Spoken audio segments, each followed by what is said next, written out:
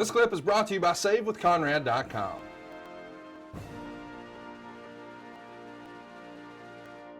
About the build to the big event here. The March 1st SmackDown opens with you. You've got a ton of heat. The crowd is all chanting Angle sucks. You wind up calling out Stone Cold or The Rock, either one. And then the glass breaks and Austin says something like, if you want me to whip this city slicker's ass, give me a hell yeah. And of course you're in the main event that night with him. 3 years earlier, you were a fan of Stone Cold, and now here you are working with him. What must that have been like? Well, Austin's the reason I got in the business. I fell in love with him in 1998. I wanted to be him. I wanted to be like him. I loved his character. When I decided to join WWE, my idea was being another Stone Cold Steve Austin. Little did I know I was going to be the complete opposite. I was going to be a nerdy drinking heel, Olympic gold medalist that, just talked about the 3 eyes and stupid shit. So it was a dream come true to actually wrestle Austin for the first time.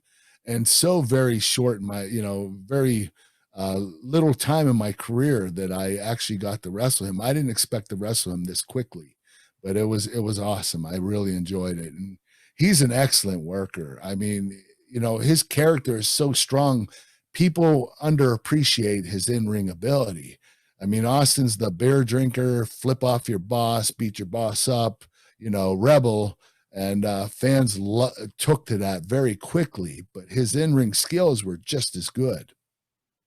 The next week on Raw, you snap. You break Scotty 2 Hotty's ankle in the opening few minutes of Raw, and backstage you tell Kevin Kelly you're tired of being The Rock and Stone Cold's whipping boy.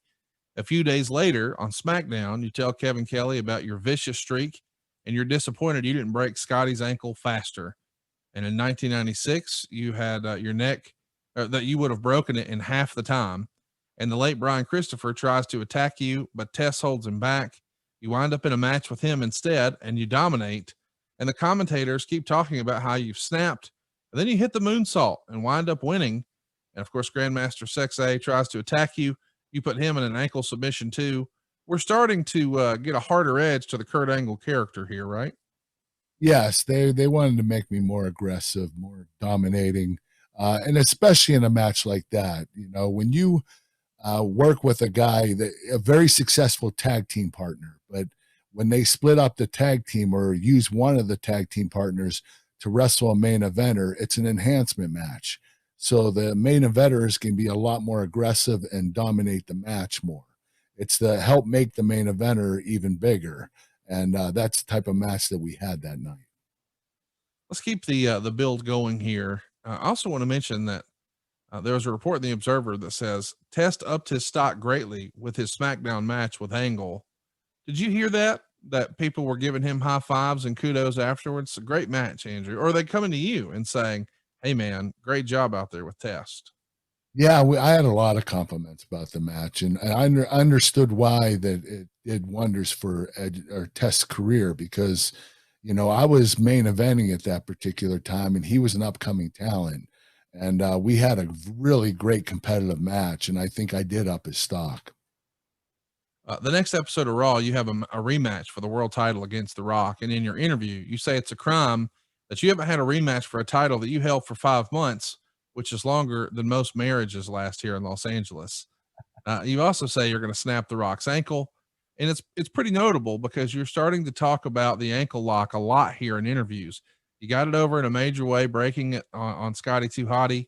And now it feels like this is going to be a new era. We're moving out of the Olympic slam and into the ankle lock era here. Is that by design, or is it one of those things that it just evolved? It was by design. That was the whole reason I in a work aspect broke Scotty's ankle. Scotty 2 Hotty. They wanted me to be more of a submission specialist, more of a technician, and more of a killer. And I had to adapt and learn to be less defensive and more offensive, and that's what I had to do.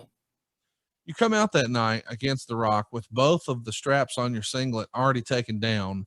This is something we would routinely see you do in the middle of a match, much like Jerry Lawler before you, sort of when you drop the strap, we're kicking it into a new gear, but you come to the ring that way. Is this to show that you're taking, your title shot more seriously. I mean, they even went so far as to release a figure with your straps down like that. And it's something that your fans are asking about on this week's episode. Yeah, it was to show that the shit was going to go down, and the match wasn't going to last long. So the straps were already down. I was pretty pissed off, and I won the world title back. That's what it was for. There's a moment in the match here. I guess we should mention the Rock puts on the sharpshooter almost right away, but then you dominate most of the match after that. You even use a bear hug. And I don't know why, but watching that back, it really stuck out to me. We don't see bear hugs in wrestling all the time these days, but once upon a time in the 80s, it was a regular part of the routine. What's up with the bear hug? You know what? The Rock wanted to do it. He wanted to sell the midsection, and I didn't have that many midsection, holds. So the bear hug worked extremely well, and it worked in that match incredibly well. It's just a move that I don't think we see very often. It stuck out to me. Let's talk about the rest of the match. That move worked, by the way. They got a Rocky chant out of it. So the bear hugs are over here in 2001. But you hit a rock bottom, or he hits a rock bottom, and you kick out. Then he hits the people's elbow, and you kick out. You wind up finally getting the ankle lock, but even once he gets to the ropes, you won't let go. So you wind up getting yourself disqualified. This is a pretty big deal that I don't think we should just sort of gloss over. We're less than 3 weeks away from the biggest WrestleMania ever, and you've just totally dominated the world champion. Even if you're not in the main event of WrestleMania 17, they're making sure you're ready on the other side of that show, are they not? That's what it was for. It was to show that I was serious. I meant business. And, after WrestleMania, I was going to be gunning for the title again. And, the match was just, the whole thing was incredible. So I was very excited about being able to be more aggressive and dominating in the match. And, Dwayne was incredible. He was very giving. So it was easy to work with him, and to show that my character was being more serious at the time. On the way to WrestleMania 17, you're working some main events, including at Madison Square Garden. It's a packed card. We would see Undertaker and Kane and Steve Austin take on Triple H, Big Show, and Kurt Angle.